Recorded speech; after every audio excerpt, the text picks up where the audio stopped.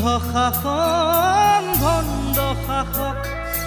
অৰ্থলোভৰ মগ্ন যুঁজত অন্ধ শাসন ভণ্ড শাসক অৰ্থলোভৰ মগ্ন যুঁজত জীৱন মৰণৰ স্বপ্নবাহক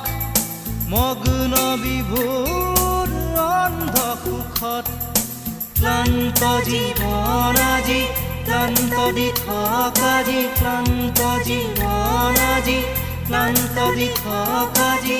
দুচকুত ভাহে মাথো শান্তি